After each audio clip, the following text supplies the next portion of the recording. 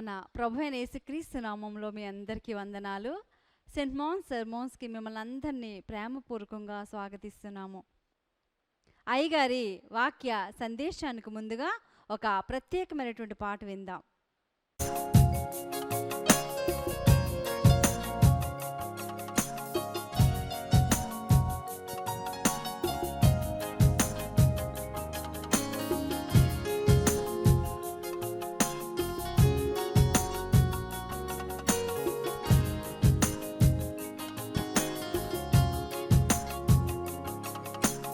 ఆలోచించవా, ఏ సమయంలో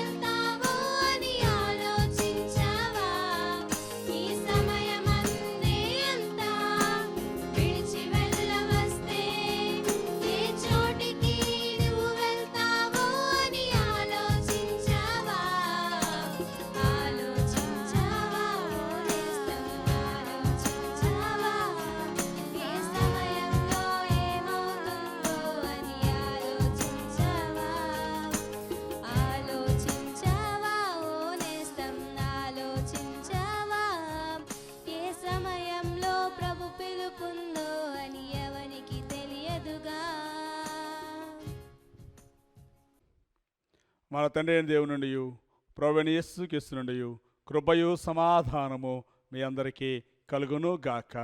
ఆమేన్. ప్రభునందు ప్రేమేటువంటి దేవుని బిడ్డలారా, నేటి ధ్యానం కొరకే ఏర్పాటు చేయబడిన దేవుని లేఖన భాగము పరిశుద్ధులైన మార్కు రాసిన సువార్త 10వ అధ్యాయం 17వ వచన భాగాన్ని నేను చదువుతూ ఉన్నాను. ఆయన బయలుదేరి మార్గమున పోవచ్చుండగా ఒకడు పరిగెత్తుకుని వచ్చి ఆయన ఎదుట మోకాళ్ళలోని, సద్బోధకుడా, నిత్య జీవమునకు వారసునగుటకు నేనేమి చేయవలనని ఆయనను అడిగాను. Good teacher, what good thing shall I do that I may have eternal life. Let us pray. చిన్న ప్రార్థన చేసుకుందాం. కళ్ళు మూసి ప్రార్థనలోకి భావించండి. ప్రేమామడిన తండ్రి, నీకు వందనాలు నాయన. ప్రభు, ఈ పునరుద్ధాన దినాన మమ్మల్ని చేర్చి ఇదిగో ప్రభు, నీ స్తుతించడానికి, నీ ఆరాధించడానికి, నీ వాక్యం ధ్యానించడానికి నువ్వు మా అందరికి ఇచ్చినటువంటి ఈ సుప్రదమైన తరుణాన్ని బట్టి నీకు వందనాలు తెలియజేస్తూ ఉన్నాం. ఇదిగో ప్రభు, మా ప్రియ బిడ్డలు లైవ్లో వీక్షిస్తున్నటువంటి ప్రభు, మా బిడ్డలను దీవించండి. టీవీ ముందుకు వచ్చిన బిడ్డలందరినీ జ్ఞాపకం చేసుకోండి, వారి కుటుంబాలను దీవించండి. ఇదిగో ప్రభు, యూట్యూబ్, ఫేస్బుక్, ట్విట్టర్ నందు ఫాలో అవుతున్న బిడ్డలను ఆశీర్వదించమని ప్రేర్ చేస్తూ ఉన్నాను. ఈ సమయంలో ప్రభు, నీ దాసుని పక్షులు పడుతూ ఉండగా నీకు అర్హమైన పాత్రగా నన్ను వాడుకొని మీరు మహిమ పొందమని ప్రార్థన చేస్తూ ఉన్నాను.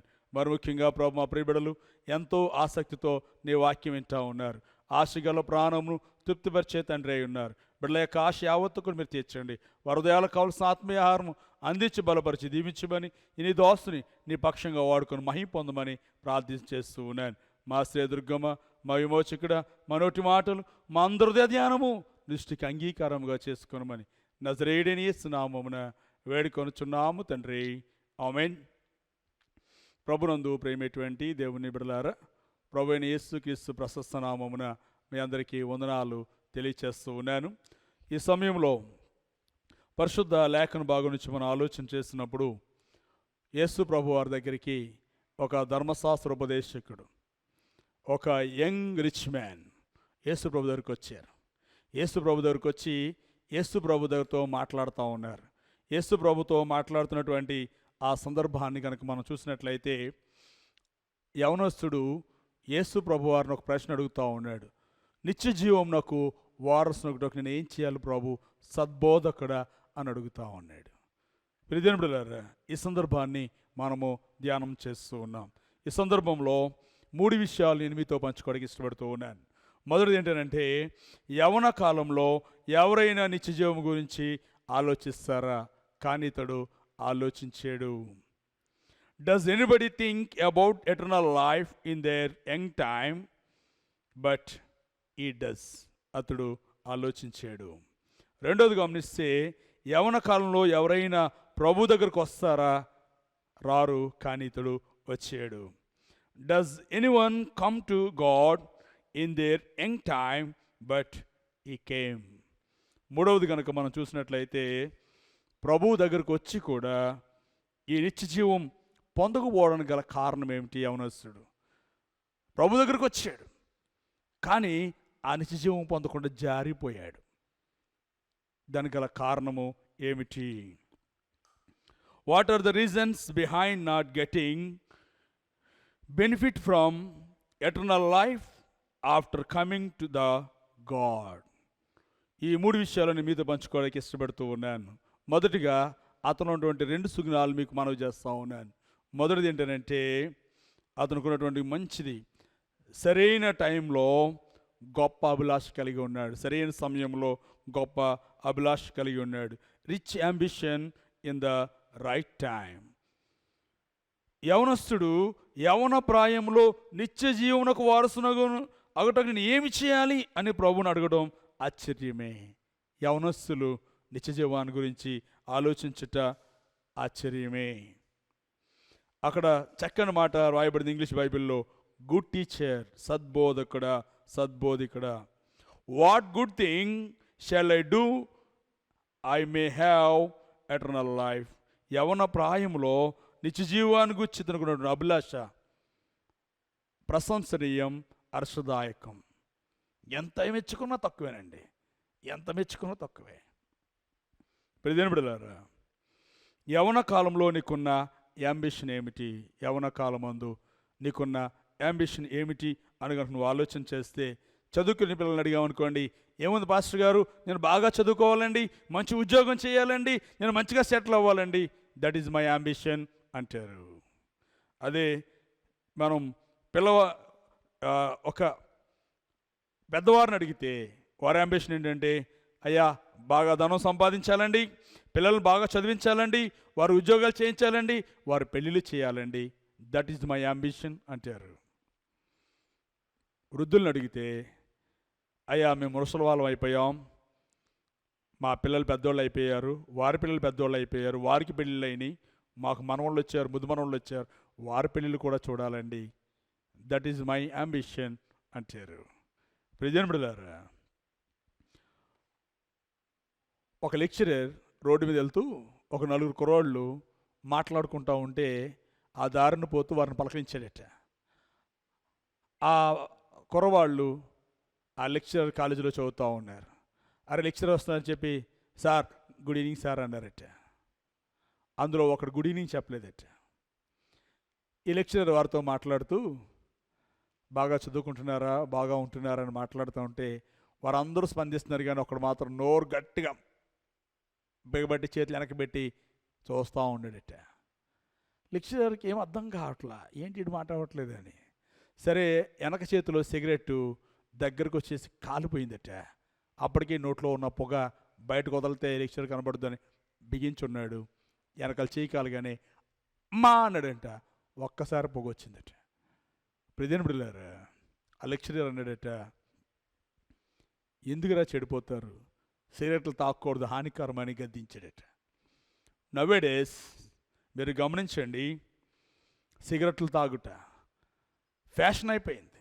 నవేడేస్ మద్యపానీయం తాగుట ఫ్యాషన్ అయిపోయింది యవనస్తులకి. గుట్కాలు, ఖైనీలు ఇలాంటివెన్నో ఫ్యాషన్ అయిపోయింది. గంజాయి ఇలాంటివన్నీ కూడా యవనస్తులే ఎక్కువ తాగుతూ ఉన్నారు. ప్రియమైన బిడ్డలారా, ఇలాంటి యవనస్తులు, ఇలాంటి భయంకరమైన దుర్వ్యసనానికి లోబడేటువంటి యవనస్తులు ఎవరైనా నిత్య జీవాన్ని గురించి ఆలోచన చేస్తారా? నవేడేస్లో క్రైమ్లో ఉన్నది ఎవరై అంటే యవనస్తులే.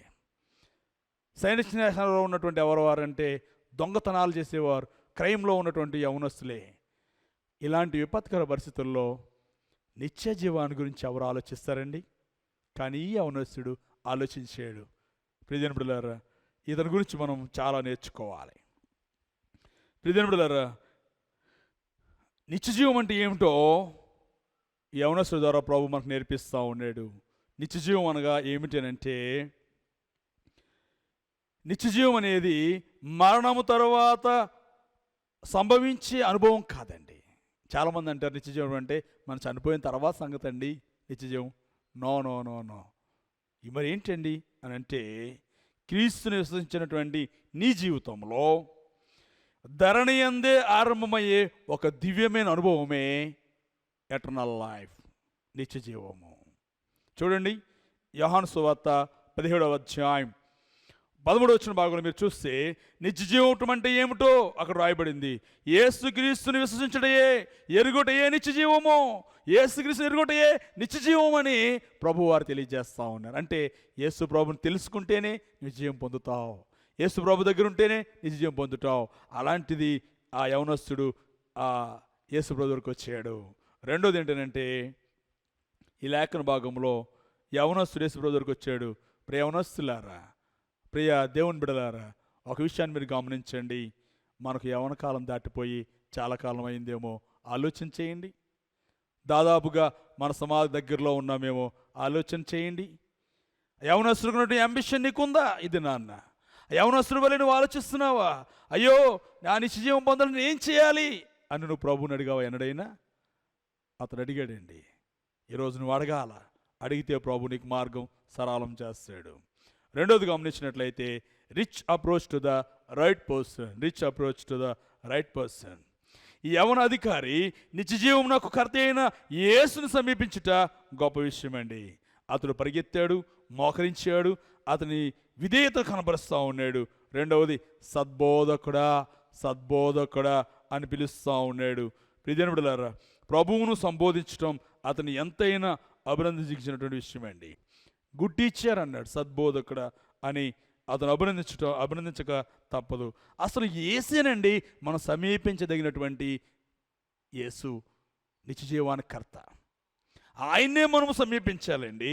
మనం సమీపించగలిగిన దేవుడు ఆయననండి. మనకు మరింత చెరువులో ఉండే ఇమ్మానుయేలు దేవుడు అండి.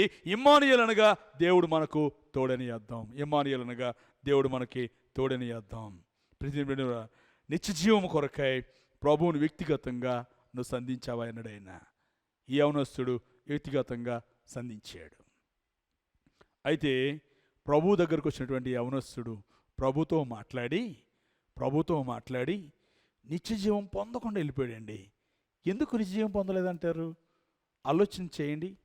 అతడు మంచి అంబిషన్తో యవన కాలంలో మంచి అంబిషన్ నిత్యజీవం పొందడానికి నేను ఏం చేయాలని ప్రభుని అడిగాడు. నిత్యజీవన కర్త అయిన యేసుని సమీపించాడు. అలాంటిది ఎందుకు ఆ నిత్యజీవాన్ని అంచుదాకా వెళ్ళి జారిపోయాడు అంటే దానికి గల కారణాలు మీతో నేను పంచుకోవడానికి ఇష్టపడుతూ ఉన్నాను. జీవితంలో శ్రీమంతుడే కానీ ప్రేమించడంలో పేదవాడు, అందుకే నిత్యజీవం దగ్గర నుంచి జారిపోయాడు. Rich in life but poor in love. ప్రభు యవనాధికారితో మాట్లాడుతూ మార్కు సువార్త 10:19 వచ్చిన భాగంలో అంటాడు, నీవు జీవంలో ప్రవేశించబోగోరని ఎడల ఆజ్ఞలను గైకొనుమని ప్రభు చెప్పాడు. యవనస్తుడు ఏమన్నాడో తెలుసా? బోధకుడా, బాల్యం నుండి చిన్నప్పటి నుంచి నేను వాటిని అనుసరిస్తూ ఉన్నానయ్యా అని మాట్లాడుతూ ఉన్నాడు. ఈ సందర్భంలో యేసు అతని చూచి అతని దగ్గర కొన్ని ఆజ్ఞలు మెన్షన్ చేశాడండి. నిర్గమకాండంలో ఉన్నటువంటి ఆజ్ఞలు మోషేకి దేవుడు 2 పలకలు ఇచ్చాడండి. మోషేకి దేవుడు 2 పలకలు ఇచ్చాడు. మొదటి పలక ఏమిటంటే మానవుడు దేవుని ఎడల జరిగించవలసిన ఆజ్ఞలు దానిలో ఉన్నాయి. రెండవ పలక ఏమిటంటే మానవుడు తోటి మానవుని ఎడల జరిగించాల్సిన ఆజ్ఞలు రెండో పలకలో ఉన్నాయి. కాబట్టి ప్రియదేవులారా, ఈ 2 పలకల గురించి మనం ఆలోచన చేస్తే ఈ యవనాధికారి బాల్యం నుండి అనుసరిస్తానని అన్నాడు. అలాంటప్పుడు ప్రభు అనాలి, బలా నమ్మకమైన మంచి దాసుడా అనాలి, నీ కొరకు నిత్యజీవం సిద్ధపరచబడిందని చెప్పాలి. కానీ ప్రభు ఏమన్నాడు తెలుసా? ఆజ్ఞలు పాటించు అన్నాడు. ఆజ్ఞలు పాటించానంటే నేను బాల్యం నుంచి పాటిస్తున్నాను అంటా ఉన్నాడు.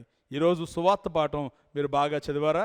చూడండి, యేసు యవనస్తుడితో చెప్పిన ఆజ్ఞలు ఏంటంటే నరహత్య చేయవద్దు, వ్యభిచరించవద్దు, దొంగిలవద్దు, అబద్ధ సాక్ష్యం పలుకవద్దు, తల్లిదండ్రులను సన్మానించము అన్నాడు. అంటే ఈ ఆజ్ఞల విషయంలో ఇతడు అసంపూర్ణుడుగా ఉన్నాడు, కొదువై ఉన్నాడు అనే విషయాన్ని మీకు మనవి చేస్తూ ఉన్నాను. ప్రభు సపరేట్గా మెన్షన్ చేశాడంటే అందులో అతడు కొదువై ఉన్నవాడు అనే విషయాన్ని మీకు మనవి చేస్తూ ఉన్నాను.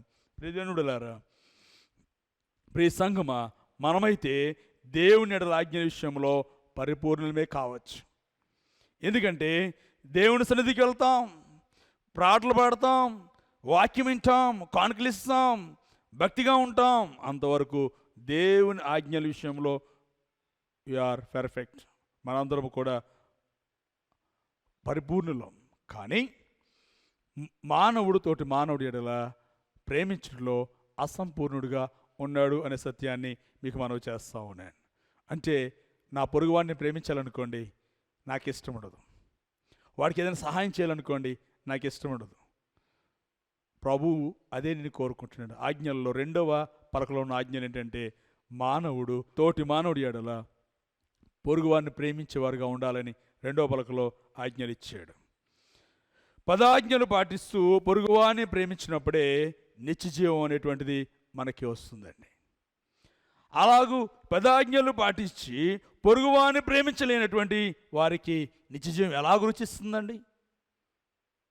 10 ఆజ్ఞలు పాటించాలా, పొరుగువాడిని ప్రేమించాలప్పుడే నిత్యజీవం రుచిస్తూ ఉంది. యవనస్తుడు అభిలాషలో గొప్పవాడే కానీ నిర్ణయంలో పేదవాడు. Rich in ambition but poor in decision. ప్రియజనులారా, నేను పరిపూర్ణుడు అనిపించుకోవడానికి నా దగ్గర ఏ కొదువు లేదు అనిపించుకోవడానికి దేవుని దగ్గరికి వచ్చాడు. కానీ యేసు అతన్ని చూచి అతన్ని ప్రేమించి నీకొక్కటి కొదువుగా ఉంది అని ప్రభువారు అతను గుర్తు చేస్తూ ఉన్నాడు.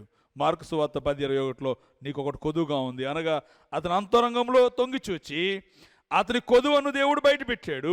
విశేషం ఏంటంటే కొదువులోనూ యేసు మనల్ని ప్రేమిస్తాడండి.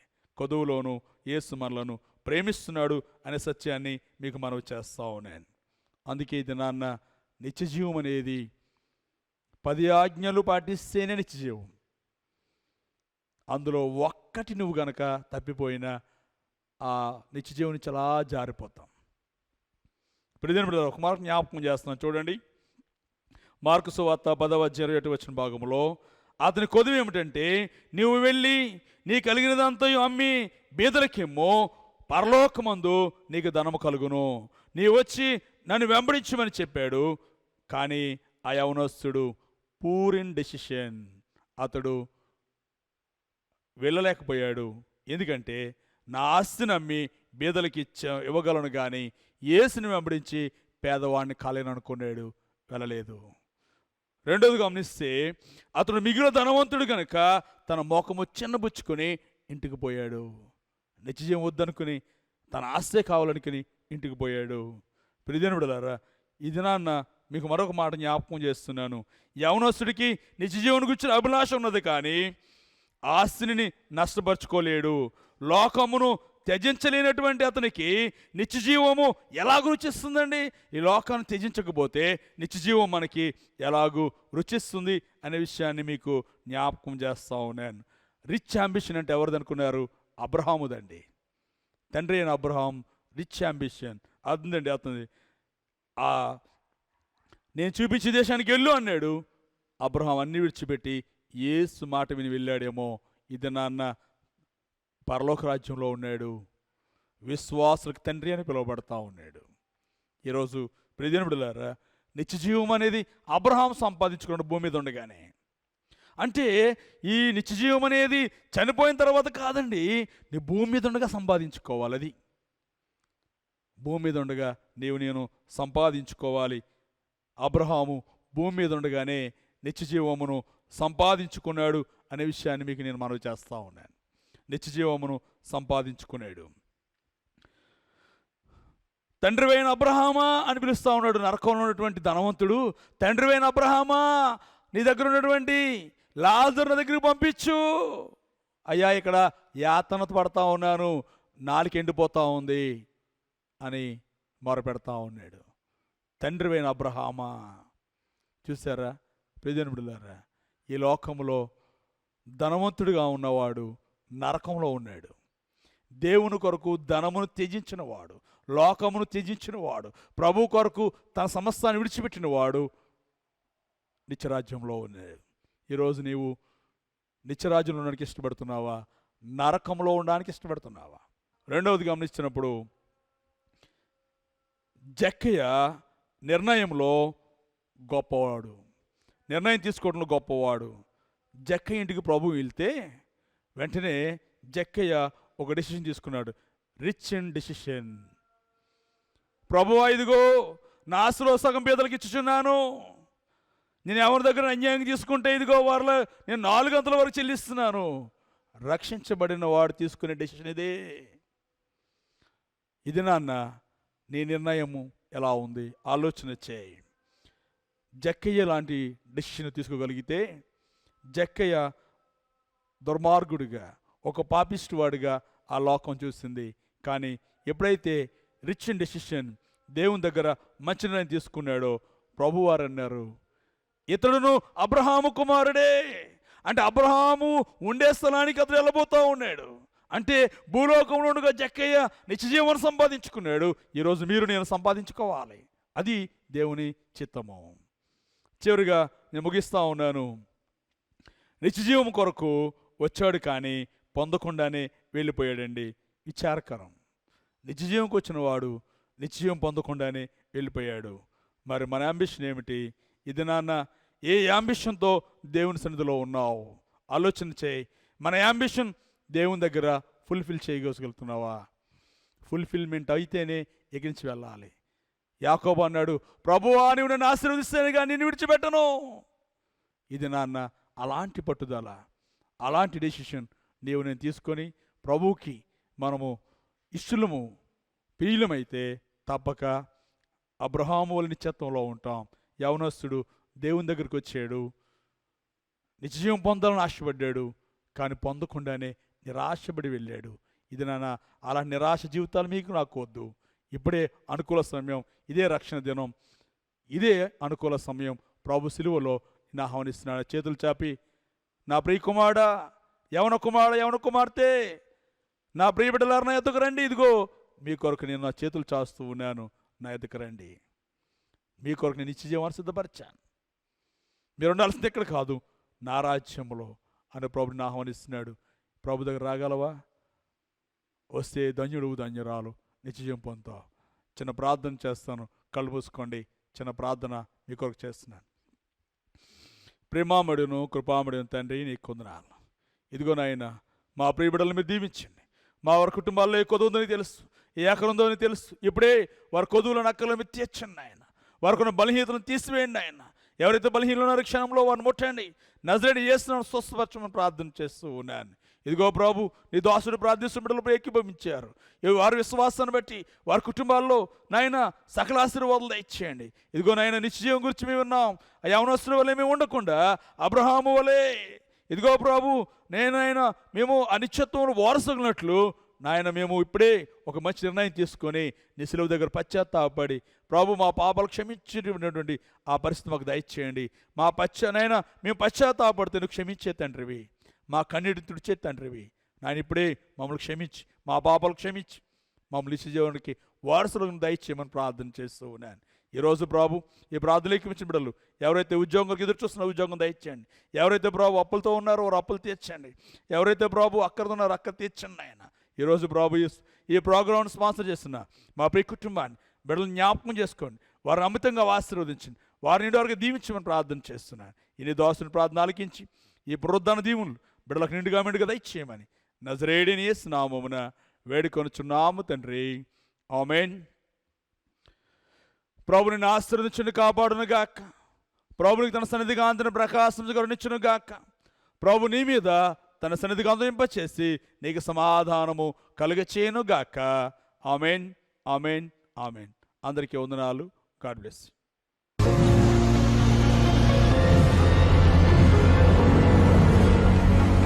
మా కార్యక్రమాలు బ్లెస్సింగ్ టీవీ, గ్రేస్ టీవీ నందు మరియు నవ్య క్రీస్తు మార్గమునందు ప్రతి ఆదివారము ఇదే సమయానికి సెయింట్ మార్క్స్ చర్చ్ చీరాల తరపున లూథరన్ ఆరాధన ప్రారంభించడమైనది ఫేస్బుక్ మరియు యూట్యూబ్ నందు ప్రచురింపబడుతుంది.